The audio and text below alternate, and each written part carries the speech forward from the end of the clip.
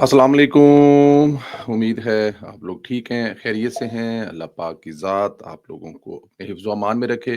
बहुत सारी दुआएँ आपके साथ हैं। खुश रहें, आबाद रहें। इसी तरह हँसते, मुस्कुराते रहें। अल्लाह पाक पाकिस्तान को नज़र बद से बचाए और पाकिस्तान की अल्लाह पाक हिफ़ाज़त फ़रमाए। गुज़ारिश आपसे की जाती है कि चैनल को सब्सक्राइब करें, बेल आइकन को प्रेस करें और ज़्यादा से ज़्यादा व्हाट्सएप ग्रुपों में इसका लिंक शेयर करें और अपने दोस्तों से इसको ज़रूर सब्सक्राइब करें। सब्सक्राइब करने से हिम्मत और हौसला बढ़ता है और जब आप इसको आगे शेयर करते हैं तो डेफ़िनेट ज़्यादा व्यूवरशिप होती है तो और मज़ीद हिम्मत और हौसला मिलता है। राय का इज़हार ज़रूर किया करें। मैं पढ़ता हूँ आपके तमाम कमेंट्स, जो आपकी पॉज़िटिव चीज़ें होती हैं वो अक्सर वीलॉग में भी डिस्कस करते हैं। मैं आपका शुक्रगुज़ार हूँ, हमेशा से शुक्रगुज़ार हूँ। सबसे पहले तो हिंदुस्तान का जो गंदा और गलीज़ चेहरा है, ख़ास तौर पर हिंदुस्तान के मीडिया का। हिंदुस्तान का मीडिया इतना गलीज़, गंदा है और उसकी कोई जिसे कहते हैं क्रेडिबिलिटी नहीं है। वो आपने पाक भारत जंग के दौरान देख ली थी। अभी धर्मेंद्र साहब की तरफ भी आएँगे तो जो मेरे और आपके बचपन के हीरो हैं जी, वो चाहे शोले फ़िल्म हो, चाहे याराना हो, दोस्ताना हो, मतलब बड़ी लंबी-चौड़ी लिस्ट है, बड़ा नाम। और उनकी जो बीवी हैं हेमा मालिनी, वो भी फ़िल्म स्टार और भारत की सियासत में भी वो किरदार अदा कर रही हैं। उस पर मीडिया ने क्या किया, लेकिन सबसे पहले पाकिस्तान में कल होने वाले धमाके के बाद जिस तरह उन्होंने क्रिकेट के हवाले से नेगेटिव किरदार अदा किया, वो मेरे ख़्याल में आप देखते रहे होंगे क्योंकि इससे पहले भी श्रीलंका की टीम पर पाकिस्तान में एक हमला हो चुका है, जिससे क्रिकेट हमसे बहुत, बहुत, बहुत दूर हो गई थी, जो अल्हम्दुलिल्लाह वापस हुई है। लेकिन इस धमाके की वजह से श्रीलंकन जो हैं, ज़ाहिर है उन्होंने उनके कुछ लोगों ने कुछ प्लेयरों ने ये डिसाइड किया कि उनकी फैमिली का प्रेशर है, वो वापस जाना चाहते हैं। लेकिन पाकिस्तान क्रिकेट बोर्ड के चेयरमैन और जो हाई अथॉरिटीज़ हैं, वो एक्शन में आए और उन्होंने जो श्रीलंकन टीम है, उनको स्टेट गेस्ट का दर्जा दिया और सिक्योरिटी पर कोई कंप्रोमाइज़ ना करने का वादा किया और वो टीम अभी यहाँ पे खेलेगी। अ, ज़राए के मुताबिक पीसीबी की जानिब से वनडे सीरीज़ और ट्राई सीरीज़ को बचाने के लिए हर मुमकिन कोशिश की गई है। पाकिस्तान क्रिकेट बोर्ड ने श्रीलंका की सिक्योरिटी बढ़ाने की यकीन दहानी कराई है और पीसीबी की यकीन दहानी के बाद श्रीलंकन क्रिकेट टीम ने जिसे कहते हैं कि अपना दौरा कंप्लीट करके जाने का है कि वो अपना दौरा कंटिन्यू करेंगे।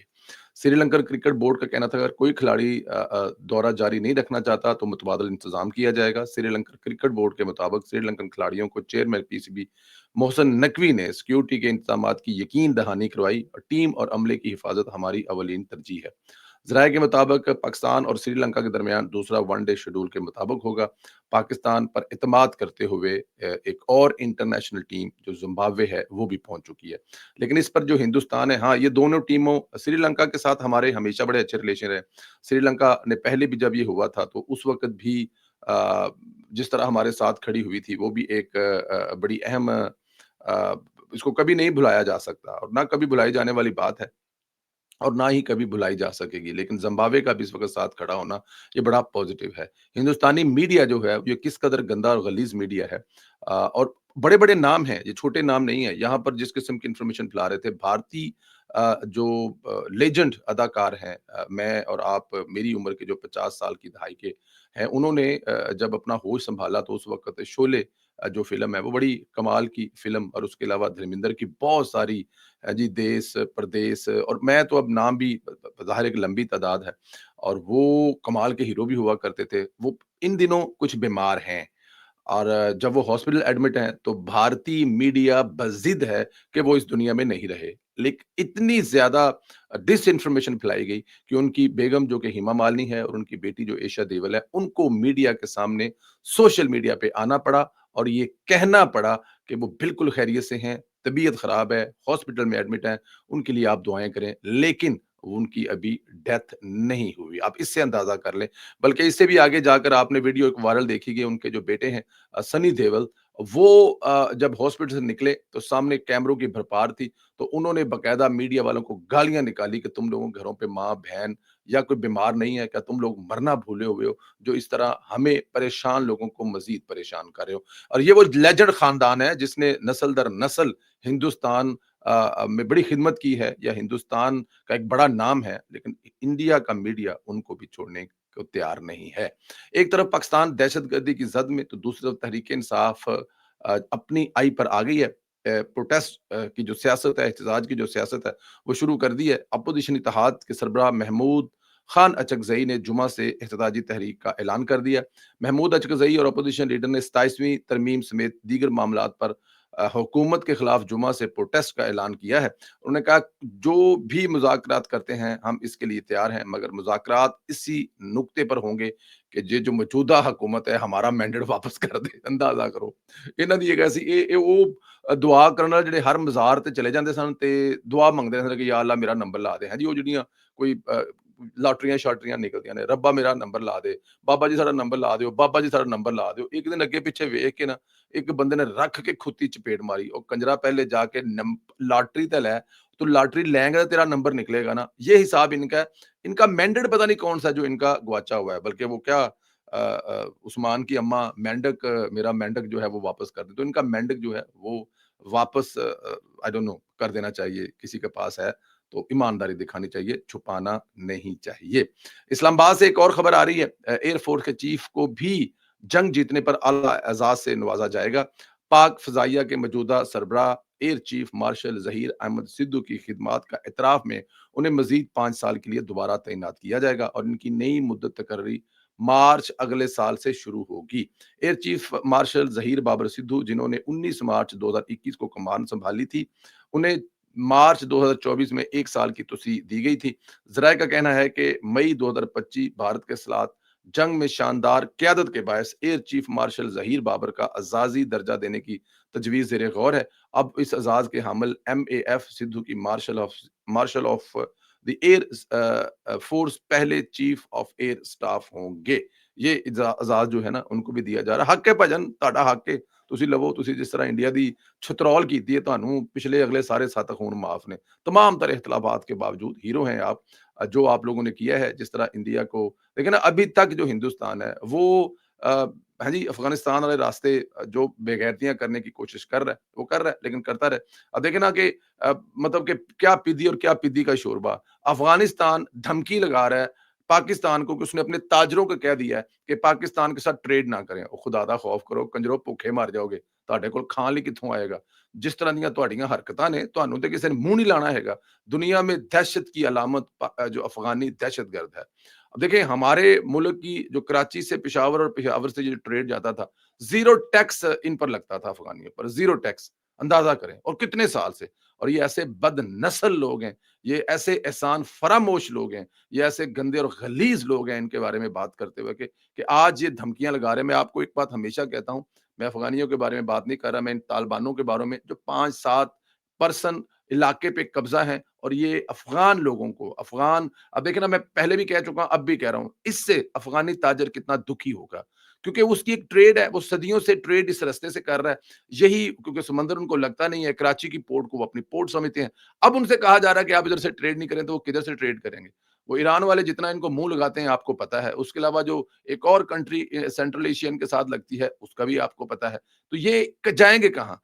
लेकिन इस दुख और तकलीफ का अंदाजा इन तालिबान को नहीं हो सकता, क्योंकि वो काबुल में बैठकर इयाशी की जिंदगी गुजार रहे हैं। ये आम ट्रेड, जिसका फल फ्रूट उधर से पाकिस्तान आता है, और इधर से जो चीजें जाती हैं, आटा, घी, नमक, ये उनको पता लगेगा। पीटीआई ने सेंटर इरफान सदीकी के साथ बहुत जिस तरह की मुहिम चलाई, इनकी वफात पर वो मुनकर नकीर बने हुए थे, लेकिन पीटीआई की अपनी सेंटर ने यूथियों पर लानत भेजी।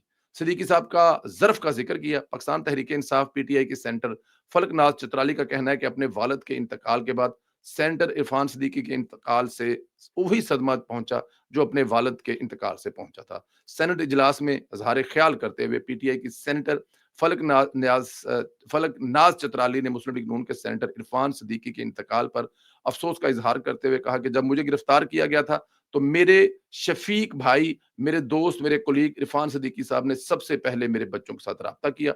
फलकनाथ चित्राली का कहना था कि वो जब तक जेल में थी, इरफान सदीकी खुद मेरे बच्चों के लिए नाश्ता और खाना लेकर आते थे। बच्चे को तसल्ली देते थे कि अगर आपकी माँ जेल में है तो मैं आपका अंकल हूँ, इधर मौजूद हूँ, आपको जिस चीज की जरूरत होगी वो मुझे बताएं।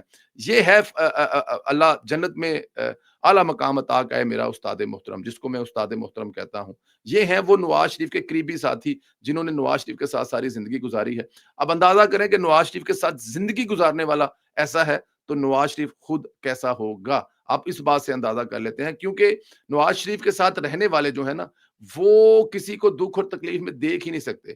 یہ تو عمران خان ہے جس نے اپنے لیے یہ گڑھا خود کھودا ہے۔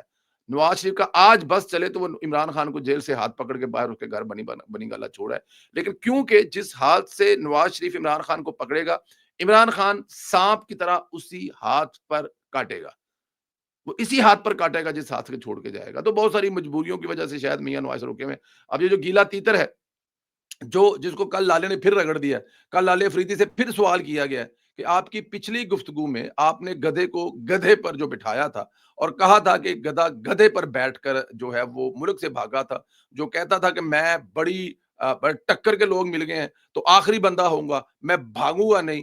آپ نے کسی کا نام تو نہیں لیا تھا، لیکن آپ کے خلاف ایک یوٹیوبر نے کافی مطلب بدتمیزی کی، تو انہوں نے کہا جی میں نے تو کسی کا نام نہیں لیا تھا، لیکن اگر کسی کو لگ رہا تھا کہ یہ وہ ہے تو اس کو مبارک ہو۔ میں تو یہی کہہ رہا ہوں کہ یہ وہ لوگ ہیں جو یہاں بیٹھ کر فوج کے خلاف بکواس کر رہے ہیں، بیہودہ الزامات لگا رہے ہیں۔ جب یہ پاکستان میں ہوتے تھے تو فوج کے خلاف بات کرنے والوں کو غدار قرار دیا کرتے تھے، جس میں پرویز سندھیلا بھی شامل ہے۔ آپ کو یاد ہے، حالانکہ فوج کے خلاف کبھی بات نہیں کی، لیکن قائد محترم میاں محمد نواز شریف سے 2019 میں ملاقات ہوئی تھی، کافی لمبی چوڑی، کچھ 4 گھنٹے کی پہلی اتنی لمبی ملاقات ہوئی تھی۔ تو اسی پر گلے تیتر نے کہا تھا کہ پرویز سندھیلا فوج کے خلاف کمپین کرنے کے لیے یورپ سے ہائر کر لیا گیا اور اس کو کروڑوں روپے دیے ہیں ہندوستان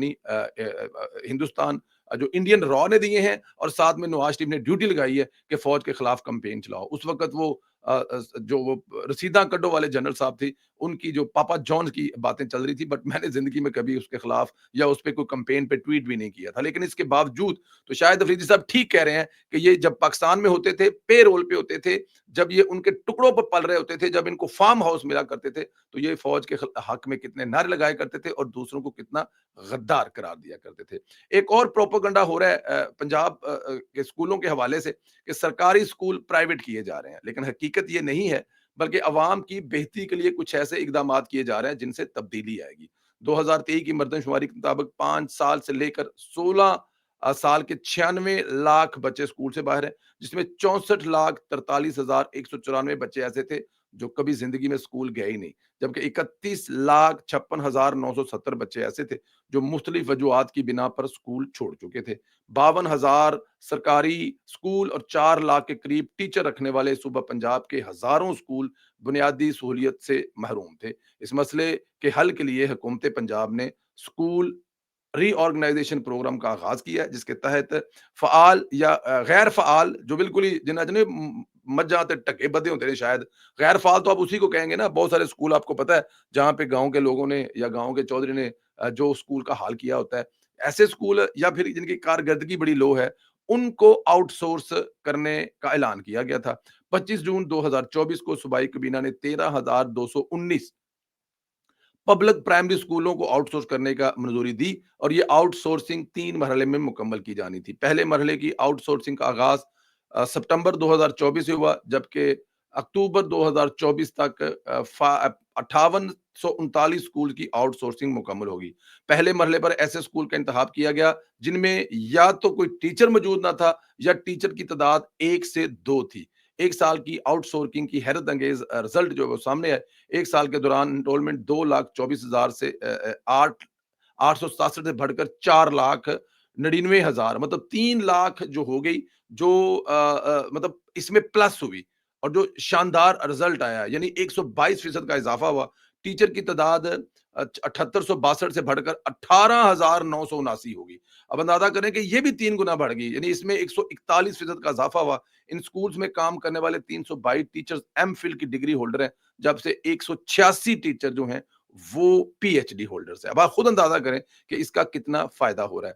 آؤٹ سورسنگ کے دوسرے مرحلے میں 64,678 ایسے اسکول کا انتخاب کیا گیا جن میں اسٹوڈنٹ کی تعداد 51 سے 100 کے درمیان، جبکہ ٹیچر یا تو موجود ہی نہیں تھے یا ان کی تعداد 1 سے 2 تھی۔ دوسرے مرحلے میں 4669 اسکول اب ہینڈ کیے جا چکے ہیں، آگے ان کے مطلب ہاتھ پڑھاتی ہیں چابیاں لو جی تسی چلاؤ ہوں، جن میں سے 4643 میں تعلیمی سرگرمیوں کا آغاز ہو چکا ہے، جبکہ 30 نومبر تک داخلے جاری ہیں۔ आउट सोर्सिंग के तहत फी स्टूडेंट लागत 1200 रुपए माहाना है, जबकि पुराने पब्लिक स्कूल सिस्टम के तहत स्टूडेंट 45 रुपए खर्च आता था। अच्छा, जहाँ पे ना पढ़ाई हो रही है, ना टीचर आ रहा है, ना बच्चे आ रहे हैं, वहाँ पे 4500 रुपए तकरीबन एक स्टूडेंट का महीने का लगता था, और ये जो नए वाला सिस्टम है, इससे 1200 रुपए सिर्फ दिया जाता है। स्कूल आउटसोर्सिंग से हुकूमत को 40 बिलियन की बचत होगी। खर्चा नहीं हो रहा ज्यादा, बल्कि बचत होगी। सिर्फ थोड़ा जहा राणा साहब ने जरा अपना दिमाग है वो लाया है। स्कूल में दाखिला लेने वाले तमाम तुलबा तालबात के लिए मुफ्त किताबें फराहम की जा रही हैं। दिसंबर से स्कूल आउटसोर्सिंग के तीसरे मरहले का आगाज किया जाएगा। इन तमाम तफसीलात के बाद क्या आप समझते हैं कि स्कूल प्राइवेट हो गए हैं या फिर बेहतर हो गए हैं? हुकूमत का खर्च भी बच रहा है, उस्ताद भी और जदीद तलीम याफ्ता हैं, PhD डिग्री होल्डर भी हैं। लेकिन क्योंकि प्रोपोगंडा जो है इस मुल्क में ज्यादा किया जाता है, और माशाल्लाह हमारी जमात जो है तशहीर करने में, आपको पता ही है जितनी मतलब के तेज है, तशहीर करने में हथ साडा बड़ा हौला है जी। असी मतलब के बस जो करना चाहिए वो असी नहीं करते। वो ऐसी ऐसी चीजें हैं कि आप सर पकड़ कर बैठ जाएं। मतलब मैं आपको बताऊं कि बस क्या बताऊं, कुछ सड़कों के हवाले से, स्कूलों के हवाले से, यूनिवर्सिटी कॉलेजेस के हवाले से इतना काम हो रहा है, आप तक वो पहुंच नहीं रहा। हाँ, उससे लोग इस्तेफादा हासिल कर रहे हैं, लेकिन नहीं पहुंच रहा। वो भी इंशाल्लाह जल्द पहुंचेगा। उधर मरियम नवाज ने ब्राजील में झंडे जो गाड़ रही हैं, आलमी सरबराहों से उनकी मुलाकातें हो रही हैं। उनको ये जो ग्रीन जो पंजाब है, इस मंसूबे की वजह से दुनिया फॉलो कर रही है, और मरियम नवाज कह रही है कि मेरा ख्वाब है कि पंजाब को मैं एक ऐसा सूबा बनाऊं कि ये पूरी दुनिया के लिए रोल मॉडल बन जाए, कि दुनिया में एक मुल्क पाकिस्तान है, उसका एक सूबा पंजाब है, वो ग्रीन पंजाब के हवाले से, माहौलियाती तब्दीलियों के हवाले से, ये जितनी भी पॉल्यूशन है, इसको खत्म करने से के हवाले से दुनिया में एक इसका मुकाम बने। और उसके लिए मरियम नवाज जो है वो आलमी बैंक के सरबराहान से मिल रही है, दूसरे मुल्कों के ऐसे लोगों से जो इसमें स्पेशलाइज हैं उनसे मिल रही हैं। बहुत सारी ऐसी कंपनियों को पाकिस्तान लेके आ रही हैं, जो बहुत सारे देखें ना, आप लाहौर के गिर्द जो एक जो एक अजीब सा ही माहौल बन जाता है जब सर्दियां आती हैं। अजीब सा ही एक दिन चढ़ता ही नहीं है, कई कई दिन सूरज नजर ही नहीं आता है। ऐसी फोग है, ऐसा अ, वो एक जिसे कहते हैं ना, धुएं के बादल ही बादल होते हैं। आपको लगता है कि पता नहीं आप जमीन पे हैं, आसमान पे हैं। उनको खत्म करने के लिए मरियम नवाज साहिबा जिस तरह से कोशिश कर रही हैं, और उसका अल्हम्दुलिल्लाह रिजल्ट भी आ रहा है। पिछले साल की बनिस्बत इस साल हर दिन आपको पिछले साल की बनिस्बत बेहतर नजर आ रहा है। ये 1 2 3 ठीक होने वाला नहीं है, लेकिन मरियम नवाज जिस तरह ब्राजील गई है, देखें बड़ी अहमियत की हामिल कॉन्फ्रेंस है। वहां पे जाकर आप पंजाब के लिए जो अब तक किया है लोगों को बता सकते हैं, और लोगों को सिखा सकते हैं, और वहां से कुछ नया सीख कर वापस आ सकते हैं। तो पंजाब के 13 करोड़ अवाम को फख्र है कि उनकी बेटी उनका सर फख्र से बुलंद कर रही है। पूरी दुनिया में पंजाब की जो पहचान है, वो एक ऐसे सूबे के तौर पर बना रही है जिसको लोग फॉलो करना चाहते हैं, और जिससे लोग सीखना चाहते हैं। अल्लाह पाक आप लोगों को अपने हिफ्ज़ मान में रखे। हमारी बहुत सारी दुआएं आपके साथ हैं। सलामत रहें, खुश रहें। अगले वीलॉग में फिर मुलाकात होगी। इजाजत दें, इंशाल्लाह अगले वीलॉग तक अल्लाह पाक आपका हिफ्ज़ मान में रखे। अपनी राय का इजहार आपने जरूर देना है। बहुत शुक्रिया। खुदा हाफिज।